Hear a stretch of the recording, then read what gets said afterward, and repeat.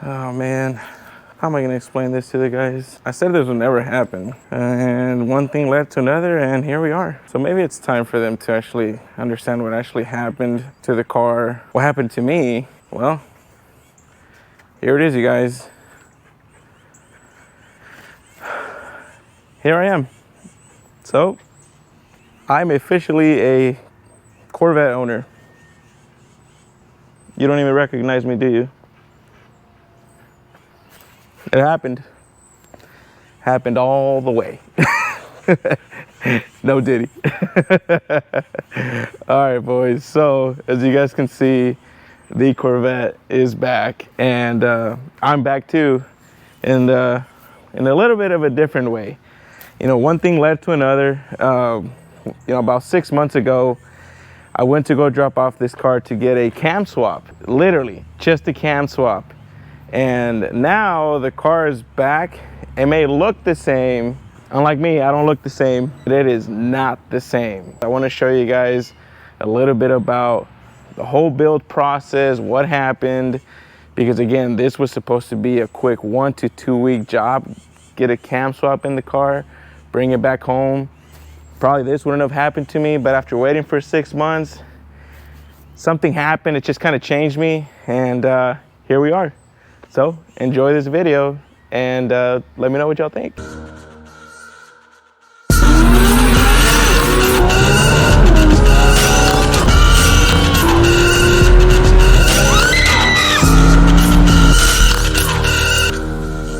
Hey, and I started just off with the cam swap, right?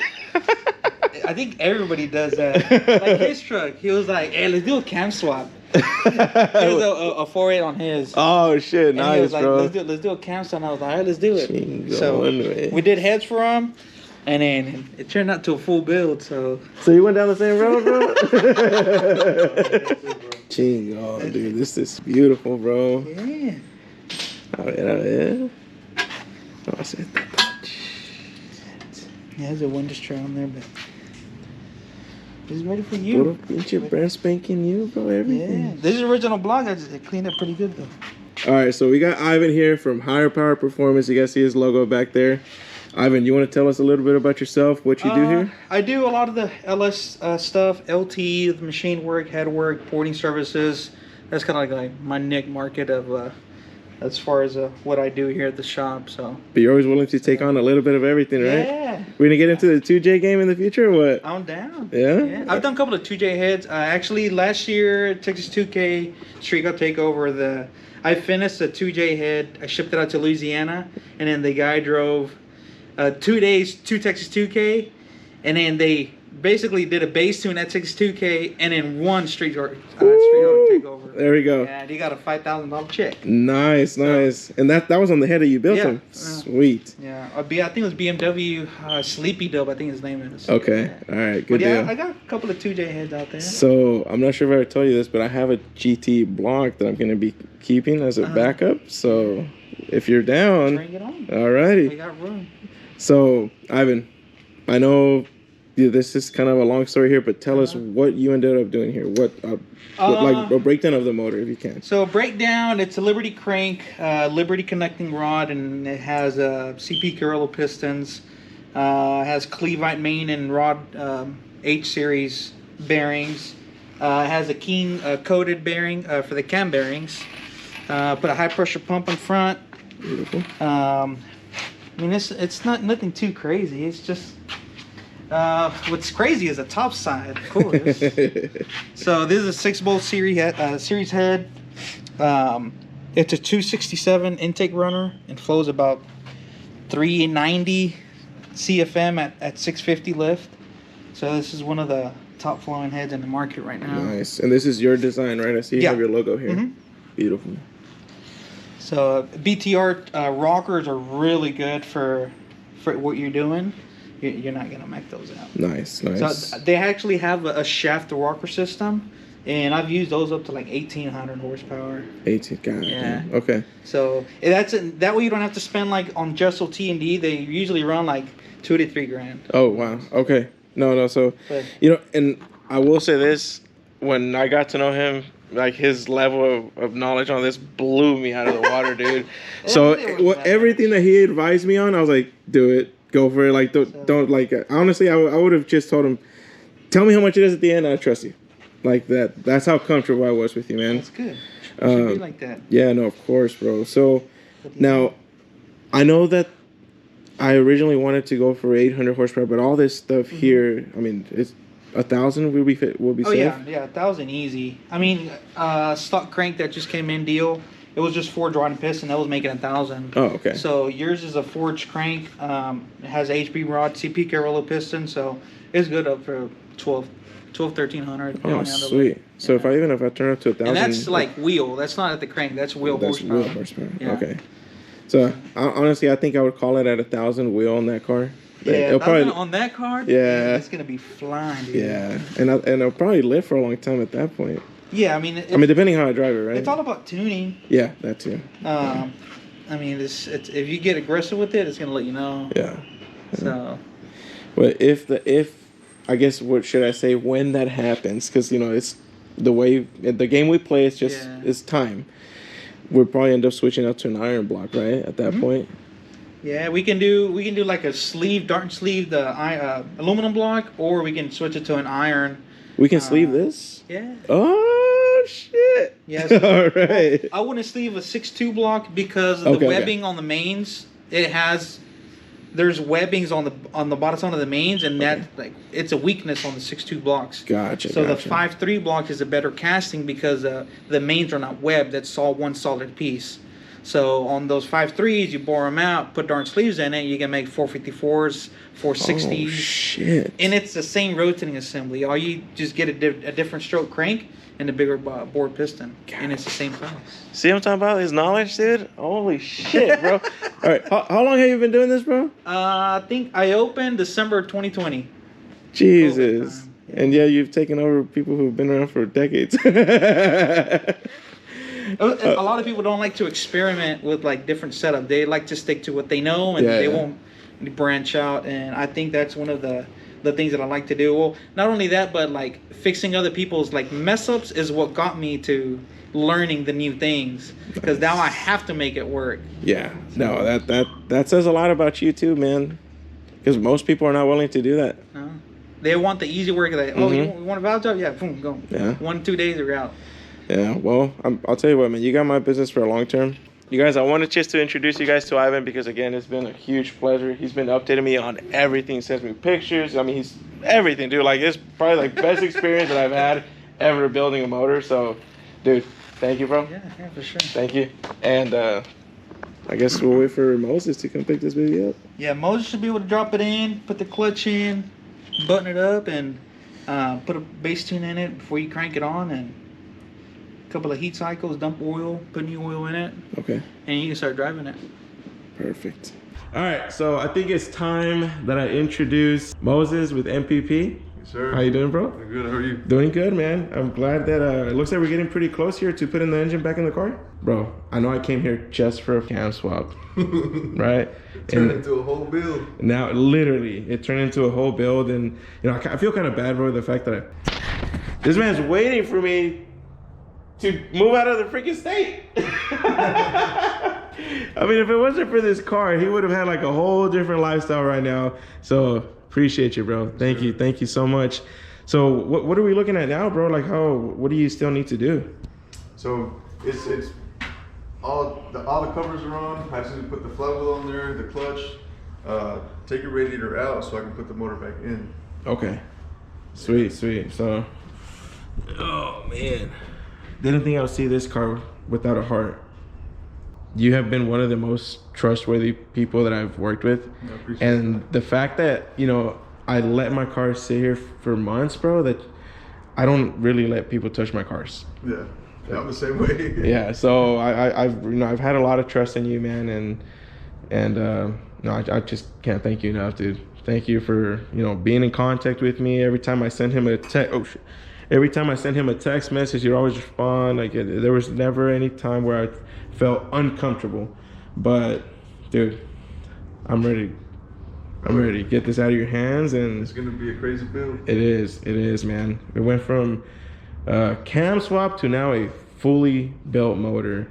It was a very, very slippery slope. You know, the funny thing is that whenever we took the motor over to Ivan, you know, I was making the decisions to do all this stuff, and you found out till the motor got back. Yeah, I didn't know what the bill was gonna be until the motor got back here. Yeah, and I felt bad because I mean I thought you and Ivan were kind of like in contact. He was kind of keeping you updated. I feel like he's too busy with his own customers. I don't want to bug him, you know. That is true, man. That is true. And that actually shows a lot about him too, and his privacy and everything. So, you know, that's another reason that I felt so comfortable with both of you, because, and I was telling Lala about that. Like, it was very like it was a private thing between me and you, between me and him. And I don't know. I think that's the way it should be. Yeah. Good business, bro. I like that. I'm over here asking what it stands for. He's got a big ass sign, dude. Look at that. That's badass, dude. I feel like this is like deja vu. A few months ago, I went over to Moose to drop off the same stuff, braking oil and a filter. Here you are doing it again. Ivan recommended me that oil years ago. And the reason, I did just a little bit of research on it, but it has high zinc. It has very high zinc. It even says right here. And back then, regular oil used to have zinc in it, a lot of zinc. But I think the mid 2010s they stopped putting zinc in it. And talking about the startup of the motor, Ivan was very, very, very specific about that. I had no idea that I had to put in a new tune on the car just to fire it up. I thought we could just push the damn button and you know, just go. So more than likely what's gonna happen is, thank you so much, bro. I know you said you would do it. So he's gonna tow the car back to the house. We'll have Ethan. We're gonna have Ethan come over to the house, flash the computer, and then we'll do a first startup at the house. I hope you can be there, bro. I would really, really love for you to, you know, be there so you can hear this thing turn on. But if you can't, come over to the house at any time, because I still want you to, you know, hear and possibly, you know, take you for a ride once it's all done. But Moses, I know you're busy, bro. I know you got a job here. I don't want to take much more of your time. I just want to tell you thank you so much for everything, bro. Thank you so much. And can't wait to get this baby back. Oh yeah, it'll be a blast. Oh yeah. All right, so there y'all have it. The car, it is no longer a basic bolt-on LS3 car.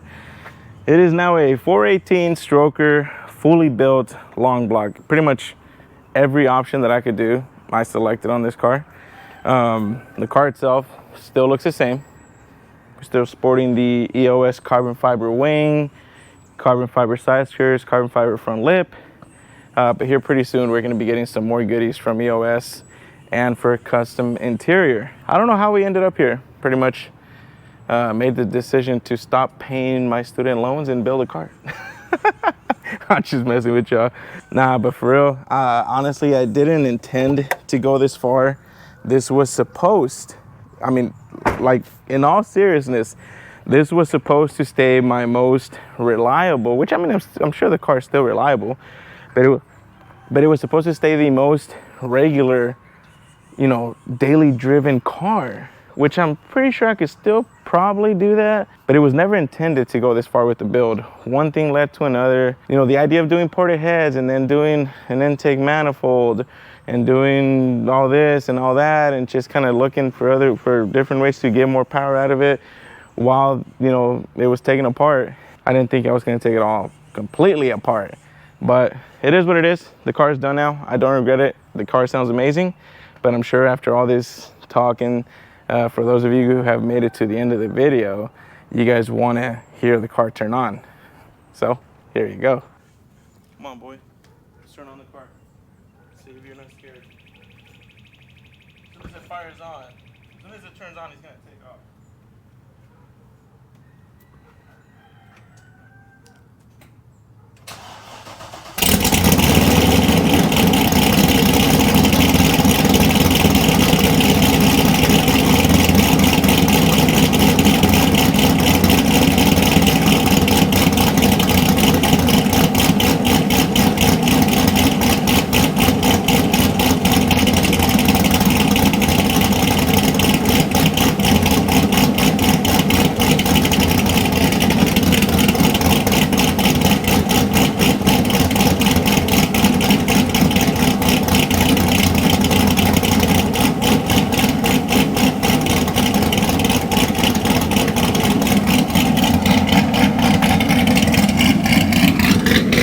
sure y'all can hear that, but in case you can't,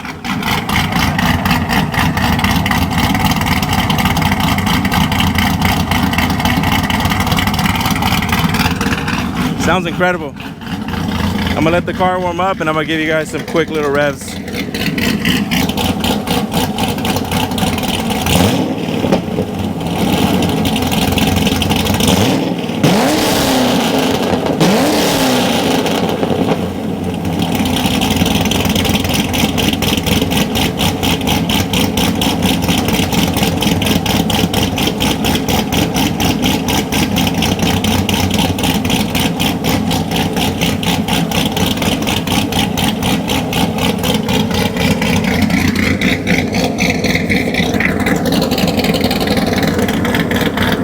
It's absolutely incredible, you guys. I honestly, I knew it was gonna sound good, but this blew my expectations out of the way. One thing I do want to note, this is kind of going back to Ivan's work in the assembly of the motor. You guys hear that? Neither do I. The engine is ridiculously quiet, bro. Like no ticking, no, you know, noises that I've heard other cam cars do. It is quiet, bro. Like the engine is quiet. Like super quiet up front. On the back, that's where the party's at.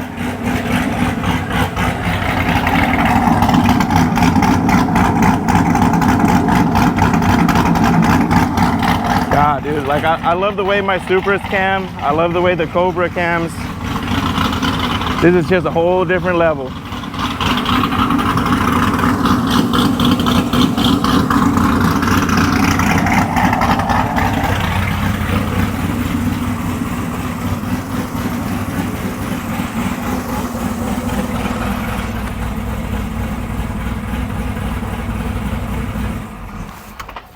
But there you have it, boys. The Corvette is back. A lot longer than I expected, and I know y'all, and I know a lot of you guys actually were waiting for a long time, asking me, "Hey, where's the C6?" Some people even actually thought I sold it. No way, especially not now. I would never get rid of this car. It is now 410% sure a member of the family for life. I just wanted you guys to see exactly what I did to the car. I didn't want you guys to think that I was just kind of, you know, not wanting to post anything. I didn't have the car. I was literally waiting for months, just like you guys were. And again, meanwhile, this happened to me. I'm not gonna lie. I'm not gonna lie. It almost kind of feels like it suits my age. Maybe this is like my midlife crisis car. Oh, I'm just kidding, you guys. I'm not that old, but oh man, dude. I'm really happy about this car. I did not think I was gonna like the Corvette this much, and I absolutely love it. It is probably the best bang for your buck car you can get, dude. It's incredible. As far as what I have to do from now, I have done the 5 heat cycles Ivan wanted me to do. I did change the oil. So right now it's actually at a point where I can start driving the car. I gotta put in 50 miles of street driving, no highway miles, just regular street driving, and change the oil. And then we're pretty much ready to get dyno tuned. So now the only thing is that Ethan's actually gonna be on vacation here soon. So the tune is probably not gonna happen till next month. But don't worry, I have some other very exciting news about the other cars that you guys are gonna get. Meanwhile, we wait for this to get tuned. I just didn't want to wait any longer and show you guys the car. So yeah, I'm gonna go get myself a lawn chair and I'm gonna turn it on and I'm gonna just do what Corvette owners do. I'll see y'all later.